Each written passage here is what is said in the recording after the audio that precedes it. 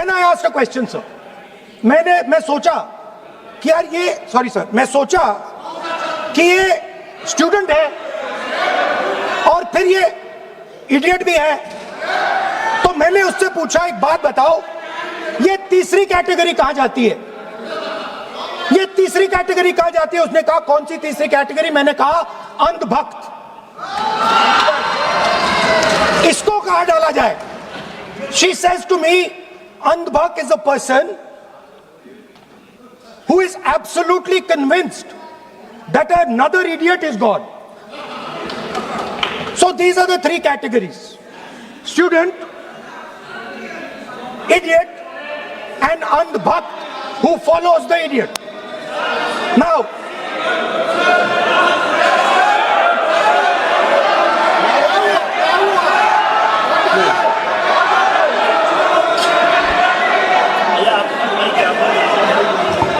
so Speaker sir,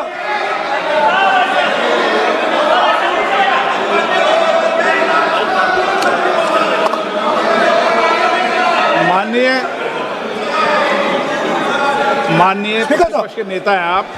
now super सदन की गरिमा रखते हुए विधेयक पर ही चर्चा करें तो उचित रहेगा। आगे जा रहा हूं sir. So Speaker sir, I found this to be a very nice framework, and this framework came to me from an 18-year-old girl, lovely student, probably one of the protesters in the Chhatron Ki Goonj programs. Sir superficially, sir लगता है, sir superficially लगता है कि हमारे जो students हैं वो exams के बारे में बात कर रहे हैं, वो एजुकेशन सिस्टम के बारे में बात कर रहे हैं, वो शिक्षा की कॉस्ट के बारे में बात कर रहे हैं, और ये सच है। Education system is very expensive. More money is spent on one exam, on one exam, than is spent by the government on our education budget. Sir, 8-10 घंटे स्टूडेंट्स पढ़ते हैं, सालों के लिए पढ़ते हैं।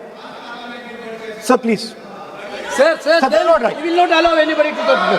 This is the point. Kiran Rijiju, when we will not allow it. What is this?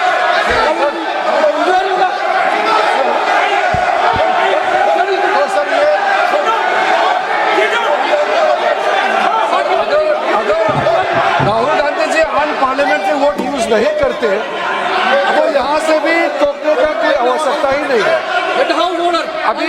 अभी जो शब्द मैं ये मानता हूँ कि राहुल गांधी बहुत तरीके से ऐसा शब्द यूज कर रहे हैं, वो एक स्टूडेंट के नाम से ऐसा शब्द का इस्तेमाल कर रहे हैं।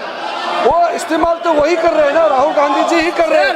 वो नाम ले रहा है स्टूडेंट का, स्टूडेंट का नाम नहीं बोल रहे हैं, लेकिन स्टूडेंट का नाम से इन्होंने जो शब्द यूज किया है वो अनपार्लियामेंट्री वर्ड है, और जो अनपार्लियामेंट्री वर्ड है उसका इस्तेमाल नहीं कर सकते हैं और उसको हटा देना चाहिए। और बार बार एक ही शब्द को एक छात्र का नाम से बार बार इस्तेमाल कर रहे हैं सर, वो नहीं होना चाहिए, वो गलत इस्तेमाल किया। आपके लिए नहीं इस्तेमाल किया। I didn't use it for you. शब्द रूल बुक है ना सर, ये रूल बुक में अनपार्लियामेंट्री एक्सप्रेशन का किताब है, आप भी चले और आपने जो शब्द इस्तेमाल किया वो अनपार्लियामेंट्री वर्ड है। मैं नहीं कह रहा हूँ, रूल बुक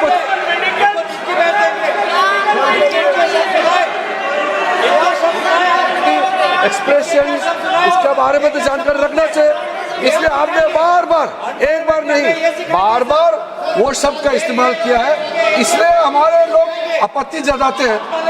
गलती तो राहुल गांधी जी का है, क्यों अनपार्लियामेंट्री वोट का इस्तेमाल किया है।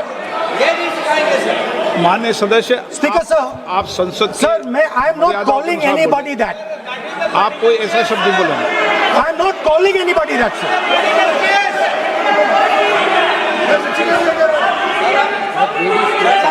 Doesn't matter, it's gone now.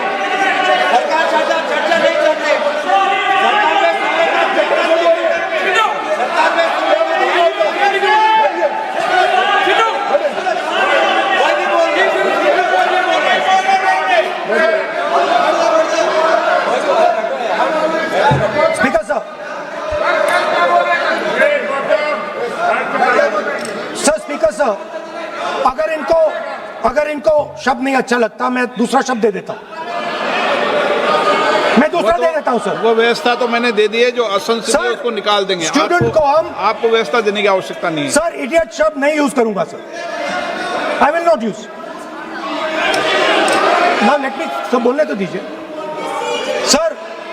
अगर चाहते हैं तो मैं दूसरा शब्द, उसका प्रॉक्सी शब्द। नो, आप फिर मैं आपसे निवेदन कर रहा हूं, विधेयक पर आप बोले सर। आपसे ये मेरी अपेक्षा है। सर बट आप हाउस को ऑर्डर में रखिए सर। आप विधेयक पे बोले, मैं हाउस में Please, ऑर्डर sir. कर रखूंगा क्या?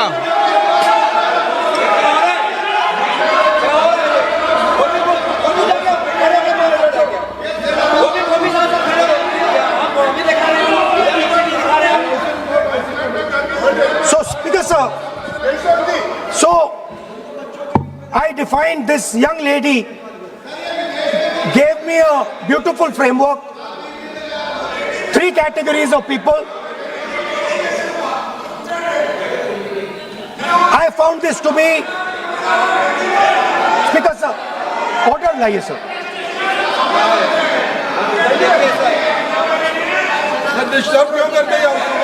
You are not allowing that. Let you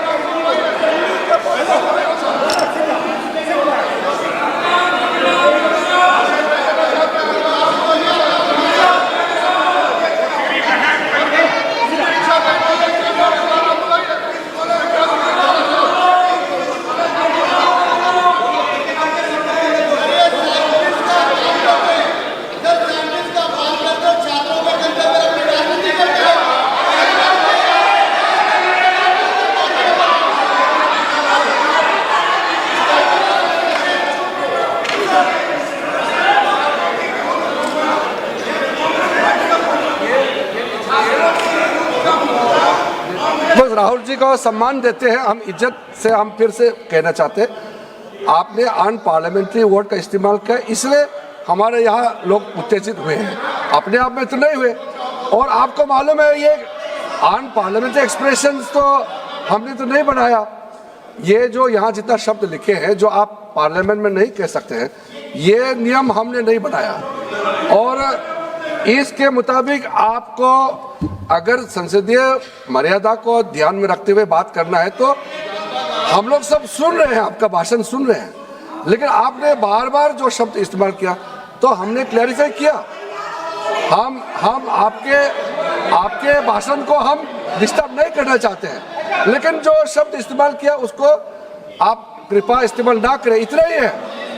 हम तो सुनना चाहते हैं। मैं अनुरोध करता हूँ राहुल गांधी जी, आप अपना भाषण को कंटिन्यू कीजिए, आप अपना भाषण कंटिन्यू कीजिए, लेकिन वो शब्द इस्तेमाल मत कीजिए, मेरा इतना ही अनुरोध है।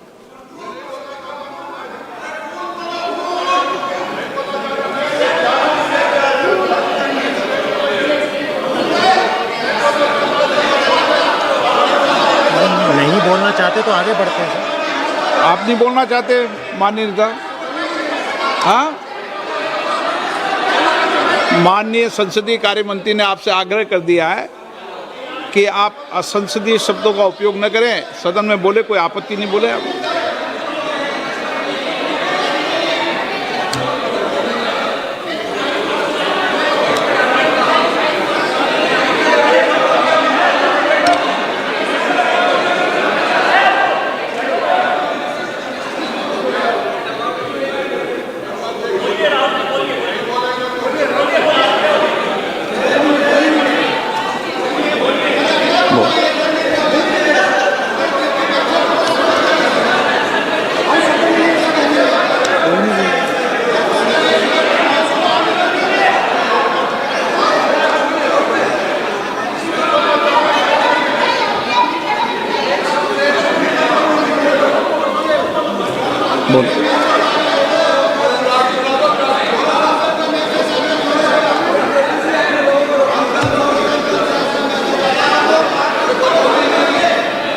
नहीं, आप नहीं बोलना चाहते, मैं अगले वक्ता को बुलाऊं।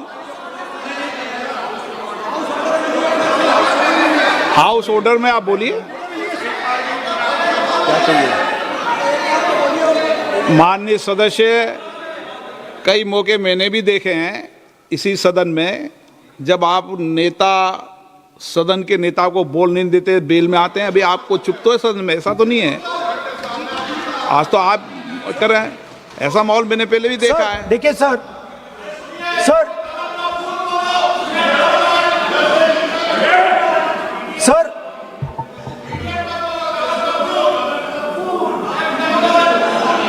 House sir, to keep house in order, sir, is your esteemed responsibility. Sir, the moment I open my mouth, the entire opposition starts to shout.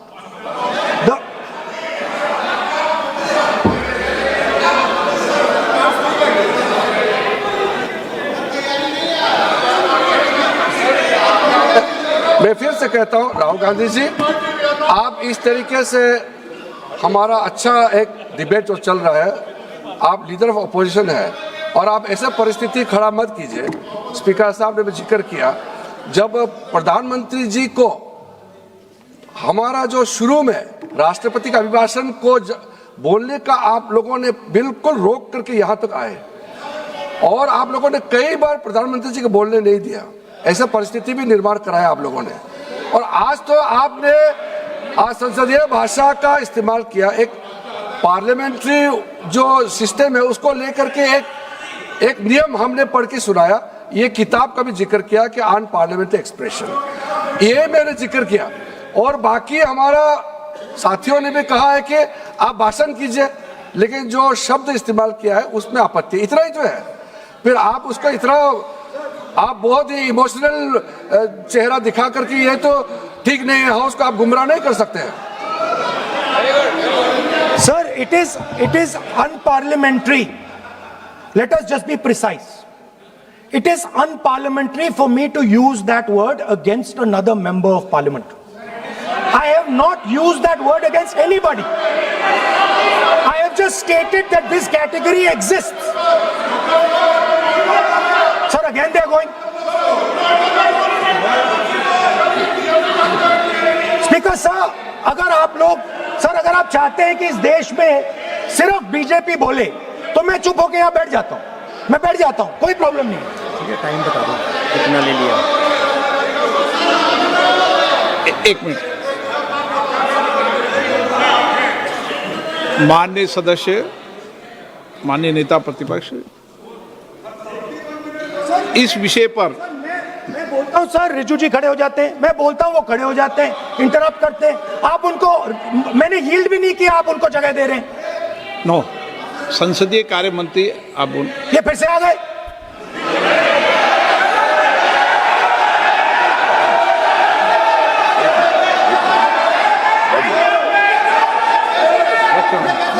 रक्षा मंत्री जी बोलना क्या?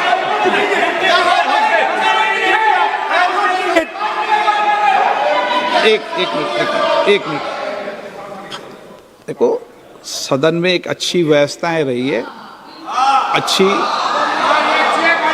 अच्छी मर्यादाएं रही है और हमें अच्छी मर्यादा बनाने का प्रयास करना चाहिए। जो सदन में मर्यादा तर्क से बोलता है, देश भी सुनता है और सम्मान भी करता है। मेरी ये अपेक्षा रहती है कि सदन के अंदर शब्दों का चयन ऐसा हो जो संसदीय मर्यादाओं के अनुरूप हो और हमारी चर्चा उच्च कोटि की हो, ये मेरी अपेक्षा रहती है। अब मानो रक्षा मंत्री माननीय राजनाथ सिंह जी सदन के उपनेता हैं, कुछ मानो सर मैंने यील्ड नहीं किया, किसी यील्ड नहीं किया। अगर कुछ बोलना नहीं, मैंने यील्ड नहीं किया, मेरा भाषण चल रहा है सर, मैंने यील्ड नहीं किया है। बोलिए आप। नहीं, एक मिनट सुनिए, एक मिनट। किसी इल्ड करने से नहीं, यूँ भी हमारी व्यवस्था रहती है कि कभी नहीं, मैंने किसी नो अलाउ, आपको भी अलाउ करते हैं, ऐसा नहीं करते, अलाउ नहीं करते, ठीक है, अलाउ नहीं करते ऐसा नहीं। पर रक्षा मंत्री जी कुछ बोलना चाहते हैं, शायद बोला है, सदन में अच्छा माहौल के लिए बोलेंगे। अध्यक्ष महोदय, मैं बहुत ही विनम्रतापूर्वक अनुरोध करना चाहता हूं कि जिस असंसदीय शब्द का प्रयोग हमारे नेता प्रतिपक्ष ने किया है उसे कार्रवाई से निकाल दिया जाए। अपना व्यवस्था से निकल जाता है। ओके, वो निकाल दिया जाए। और मैं आप सभी से ये अपील अपने पक्ष से करना चाहता हूं कि इस समय आप शांत रहिए, उनकी बात सुनिए। आप बोलिए।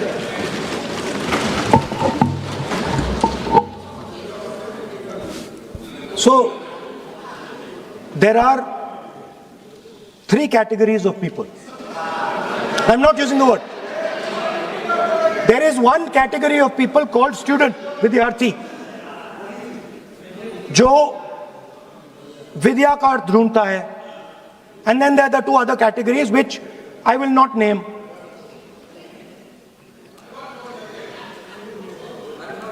But these categories have natures. So the student is never scared of the truth. He loves the truth, goes towards the truth. Student never uses force against somebody else, because he knows that that person's truth is different than my truth. The other category, they do not like the truth. They need an image. They need force. They need violence. Superficially, it looks that our students were upset because of exams. They were upset because of the education system. They were upset because they have to study hours and hours and hours, and then paper leaks. Some rich boy or girl pays 30-40 lakh rupees, gets the paper, gets the job, and जो middle class का गरीब student है, ईमानदार है, वो bypass हो जाता है. तो they are upset because of these things. And our system is terrible. It's terrible, it's cruel. Lakhs and lakhs of rupees are taken from the poorest people. Everything has been privatized. Paper leaks. In one exam, something happens. In another exam, something else happens. Some people are allowed re-exam, some people are not allowed re-exam. Rampant privatization means private companies are checking exams, wrong papers are going. It's a brutal, terrible system. It's an extortion system. I said it in my meetings.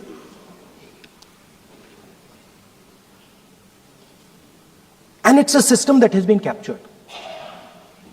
It's a system that has been captured, the soul of the system has been captured by the RSS. The soul, sir. Rajnath Singh ji said, sir, please.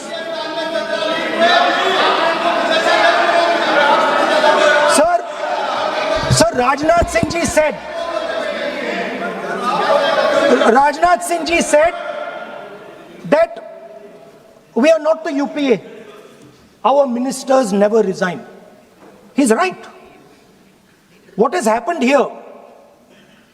The resignation of Mr. Dharmendra Pradhan. That's a superficial thing. Because Dharmendra Pradhan never ran the education ministry. Never. The man and the organization that runs the education ministry is called the RSS. And the man who runs it is an OSD sitting in the minister's office. So, what the students are really irritated about is that they are not allowed to be students in India. They are not allowed to follow their passion. They're not allowed to say what they want. They're not allowed to ask the questions that they want. They have to buy this nonsensical history that the RSS fantasizes about. They have to buy this structure. Every single university in India, the students should know this. And I'm saying this for them. Every single university in India today has a vice chancellor from the RSS. Dharmendra Pradhan is a symbol. Your real enemy is the RSS. Keep it in mind. They are the people who are not letting you be students. They are the people who want you to be andhbhakts. And this is a reaction from the soul of India that is saying, under no circumstances are we going to become your andhbhakts. Under no circumstances are you going to define our future. Under no circumstances are we going to listen. And this is a beautiful expression. The amazing thing to me, the amazing, fascinating thing to me is that the parents of these children did not have the courage to face the BJP. The parents of these children did not have the courage to face the RSS. And yet these children, brave, imaginative, powerful, stood there and faced whatever you could throw at them. I've got some experience about facing the RSS, about facing Mr. Narendra Modi, about facing this group. The game is not about facing them. There's nothing in them. There's nothing in the RSS. The game is about facing your own fear. And that is what the students did. The students overcame their fear. The students challenged the idea that you could destroy them. They challenged the idea that you could destroy their career. They asked the question, why are you not allowing us to have jobs? They asked the question, why can we not fall in love with somebody we like? They asked the question, why do you attack different religions? They asked all these questions, and they asked it in public. You couldn't do nothing about it. And I'm very happy today to see that the so-called Home Minister of this country does not have the courage to come and sit here. He does not have the courage to come and sit here. Sir, please. आज प्रश्न I saw the Home माननीय मंत्री जी Minister. बैठे हैं, जिनका विधेयक है वो बैठे हैं। I saw the Home Minister, sir. Carcade. Sir, I saw the carcade. 30 cars. With the Home Minister sitting inside the car. Like that. Looking. Shaking. What is this, sir? Speaker, sir. Why is the Home Minister not here today? The Home Minister is not here today because he's not here today because he is scared.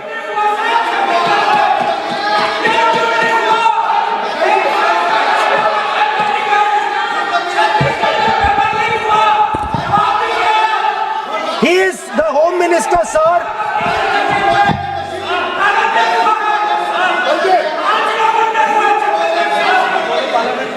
Sir बैठ जाओ। देखिए, आज home मंत्रालय पे चर्चा नहीं हो रही। आज जिस विधेयक पर सर, चर्चा क्या माननीय what are we मंत्री जी doing? बैठे हैं। The Home Minister, sir, the Home Minister no, आज होम is मिनिस्टर पर scared. चर्चा नहीं है। जिस विधेयक पर चर्चा है वो विधेयक पे मंत्री बैठे हैं। यही व्यवस्था रहती है सदन के अंदर। Sir, the Home Minister.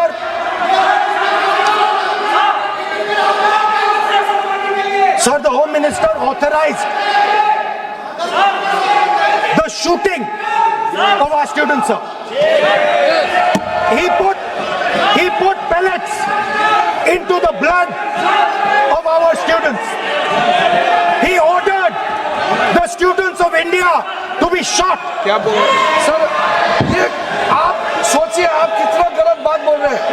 आप कल्पना कर सकते हैं, आप बिना सोच समझ करके जो इस्तेमाल कर रहे हैं, और किसने फायरिंग का ऑर्डर दिया, What is going on? कैसे बोल सकते हैं आप?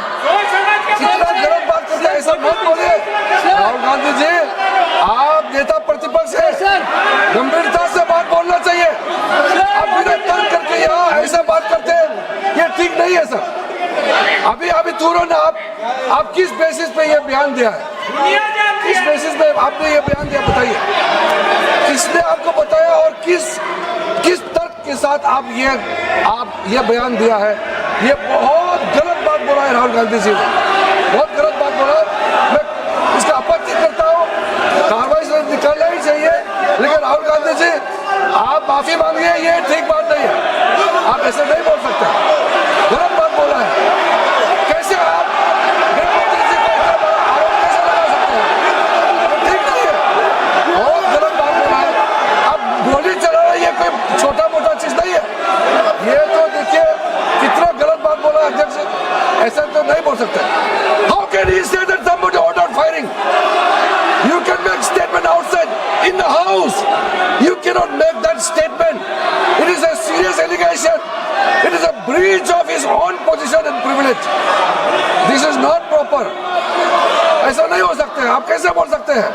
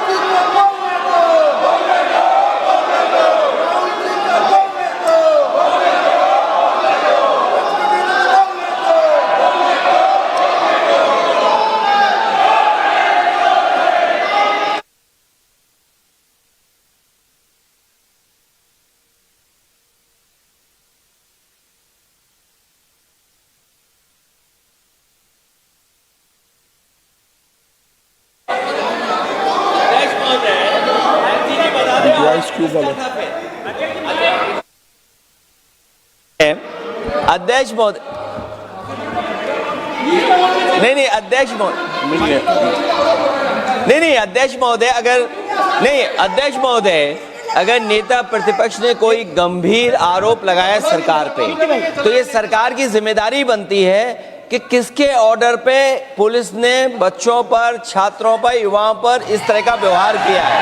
ये सही बात नहीं अध्यक्ष महोदय, ये अगर गृह मंत्री जी का नहीं है। अखिलेश जी, आप जो बता रहे हो अलग बात है। राहुल जी ने ये नहीं कहा, उन्होंने सीधा नाम लेके कहा, इंक्वायरी का बात नहीं मांगा। राहुल गांधी जी ने इंक्वायरी का बात नहीं किया, उन्होंने सीधा नाम लेकर के फायरिंग ऑर्डर का बात किया। कैसे बात कर सकते हैं आप? ये आप समझते हैं कितना गंभीर आरोप है? आप अगर इंक्वायरी का मांग करता है या वो ठीक है, हम मानते हैं। अखिलेश जी, अरे अखिलेश जी, आप जो कह रहे हैं वो अलग है। राहुल गांधी जी ने जो बात कहा बिल्कुल अलग बोला है। एक ही नहीं, ये गलत बात। आपको राहुल जी, आपको देखिए ये बहुत सीरियस है, आपको माफी मांगना होगा, या तो आप खेद प्रकट कीजिए, अपना शब्द को वापस लीजिए। आपने बहुत गंभीर झूठा आरोप लगाया है, ये बहुत गंभीर है, ऐसा मत कीजिए। आपका शब्द बहुत गलत बात है। देखिए माननीय प्रतिपक्ष के नेता, मेरा आपसे आग्रह है, एक मिनट, आप विधेयक के बोलो और आप कोई भी तथ्य, कोई भी बात कहें तो आप खुद इंक्वायरी कर खुद निर्णय की स्थिति में नहीं बने। ये आप विषय कह सकते हैं कि इस लाठीचार्ज की इंक्वायरी होना चाहिए, लेकिन आप किसी व्यक्ति विशेष, अखिलेश जी ने भी कहा, आप इंक्वायरी की बात कर सकते हैं, लेकिन आप कहें कि नाम लेकर किसी का कहें, ये उचित नहीं है। स्पीकर सर, उचित नहीं है, सदन की गरिमा के अनुकूल नहीं है। सर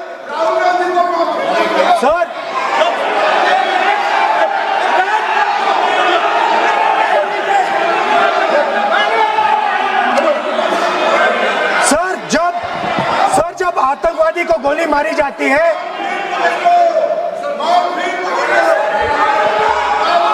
ये हम बहुत एक गंभीर स्थिति में आए हैं। हम तो शुरू से कहा और हमारा रक्षा मंत्री ने भी अपील किया, यहाँ शांति सुनना चाहते हैं।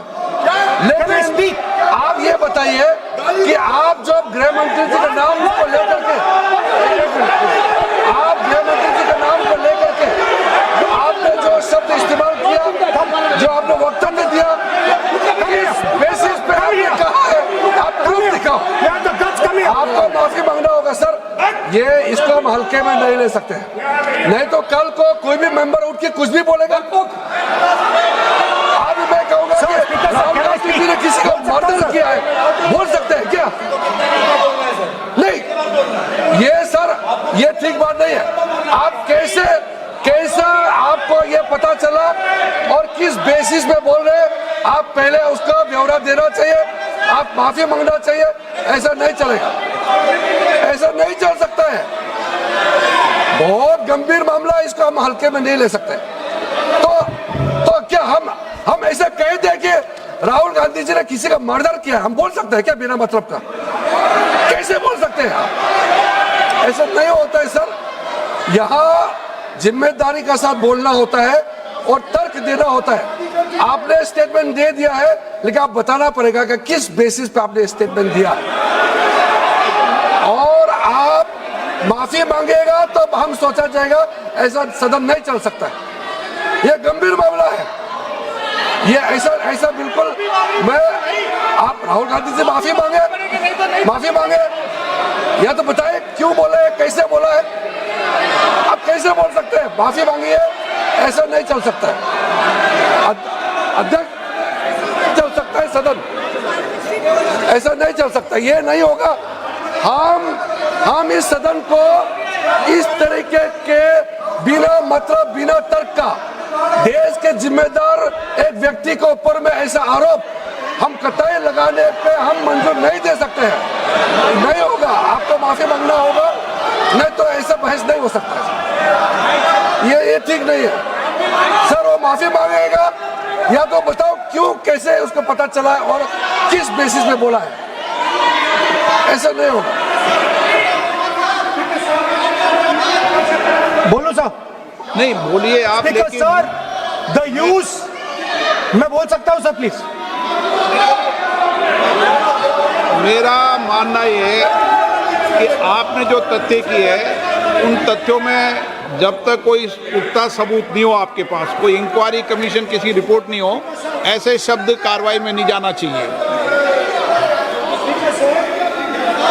बोलने तो दीजिए सर। आप बोलिए ना, लेकिन बोलने दीजिए सर। कौन कर रहा बोल, लेकिन बोलने के अंदर आप कोई तथ्य बोले तो सदन में बोल रहे हैं आप, सदन के बाहर और सदन के अंदर। मैं बोल सकता हूं सर? हाँ बोल सकते हैं आप। सदन तो बैठाइए सर इनको। बोल सकते हैं स्पीकर सर,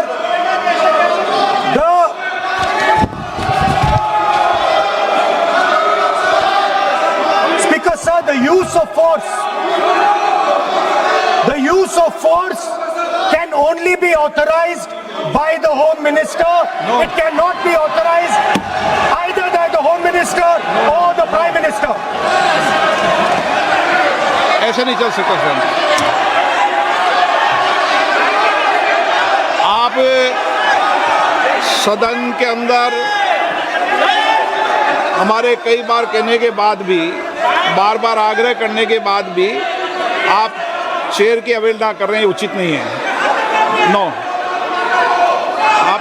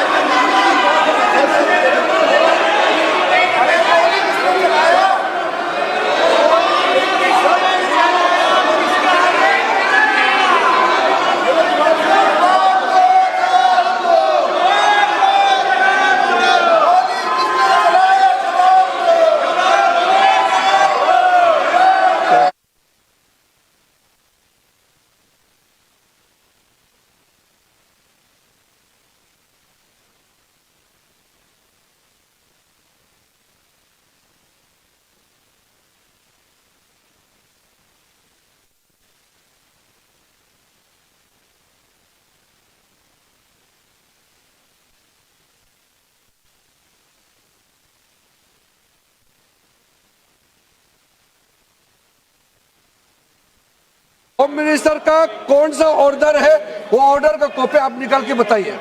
आपने कहा होम मिनिस्टर ने ऑर्डर दिया है फायरिंग के लिए, आप वो ऑर्डर का कॉपी निकालिए। आप बताइए किसने आपको बताया, कौन सा ऑर्डर नंबर, किस व्यक्ति को कहा है, कौन सा अधिकारी। आप कॉपी निकाल करके सदन में रखिए।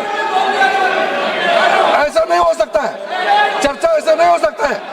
कुछ भी मन में चाहेगा बोल करके आप भाग जाइए हेडलाइन बतौरने के लिए। ऐसा नहीं हो सकता। ये भारत का संसद है, यहाँ जिम्मेदारी के साथ बोलना चाहिए। ऐसा हम बिल्कुल मान्यता नहीं दे सकते हैं। आप नहीं बोलना चाहते तो मत बोलिए, लेकिन गलत बात नहीं बोल सकते। ऐसा नहीं हो सकता, हम परमिशन नहीं दे सकते। आप कंक्लूड कर दीजिए। नो,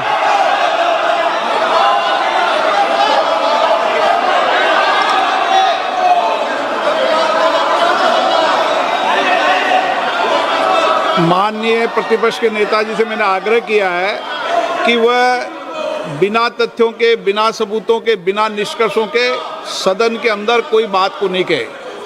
ऐसा सदन के अंदर नहीं चलता है। सदन के बाहर और सदन के अंदर बोलने में सदन की मर्यादाएं, नियम, प्रक्रिया होती है। ये मेरे आपसे नो नियम होता है। आप किसी बात पर आरोप लगाए तो नोटिस दीजिए। आप बिना नोटिस के, बिना किसी के आरोप नहीं लगा सकते। आपने बिना इंक्वायरी, बिना कोई इंक्वायरी की जजमेंट के कोई भी किसी पर आरोप नहीं लगा सकते। आप किसी पे नहीं लगा सकते, एक सदस्य भी नहीं लगा सकते। आप नहीं बोलना चाहते, मैं नियमों से बात कर रहा हूं, नियमों के पर एक भी बात नहीं कर रहा। मैं नियमों के विपरीत नहीं जा रहा हूं बिल्कुल भी। सदन नियमों प्रक्रियाओं से चलता है, इतने गुस्से में मत होइए आप। सदन नियमों प्रक्रियाओं से चलता है। मैंने नियमों के तहत ही आपको आग्रह किया है कि सदन में कोई भी आरोप लगाते समय पूरे तथ्य, निष्कर्ष या किसी की रिपोर्ट के आधार लगता है, ऐसा नहीं है। नहीं, He's not giving me mic. आप माइक तो दीजिए, माइक तो दीजिए। माइक दीजिए, लेकिन बोलेंगे आप। माइक नहीं है, माइक नहीं है सर। माइक तो चालू है।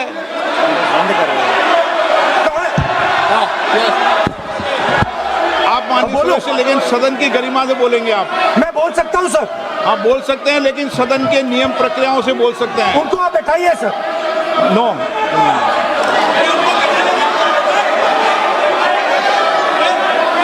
आप बोलना नहीं चाहते, मैं अगले वक्ता को बुलाऊंगा फिर।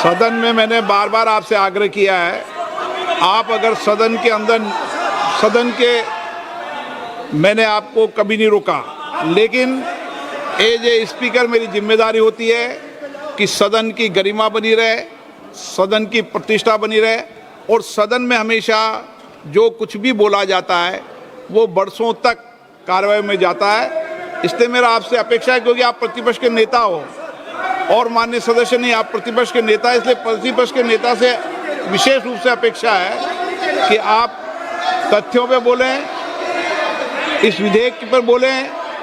आप विधेयक पर बोलना नहीं चाहते, तथ्य पे बोलना नहीं चाहते, आप सदन नो।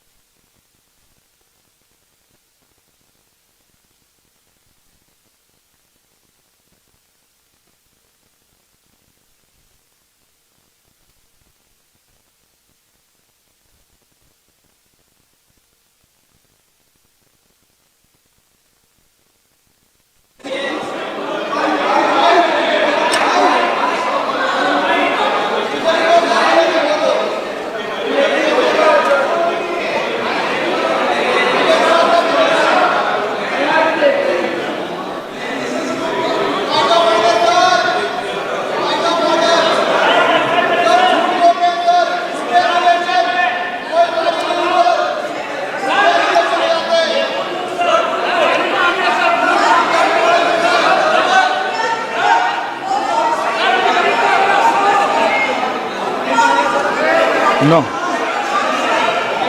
ऐसा नहीं चल सकता सदन के अंदर। सदन के अंदर आप सबने नियम प्रक्रिया बनाई है, अच्छी परंपरा है।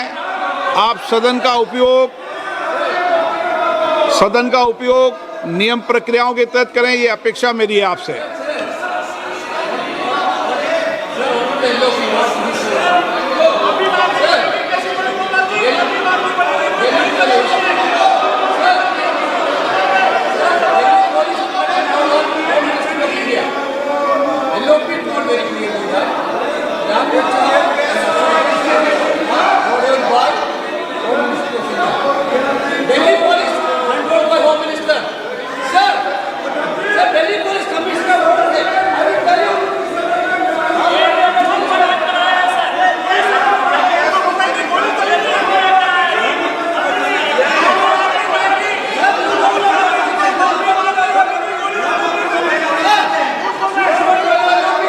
आप बोलना नहीं चाहते? नो।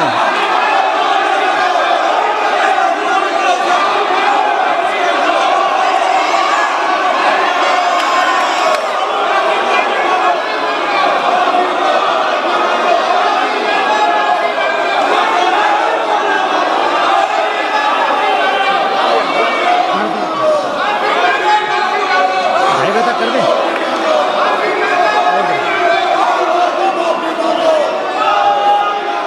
आप बोलना नहीं चाहते। सदन की कार्रवाई आज 2:30 बजे तक के लिए स्थगित की जाती है।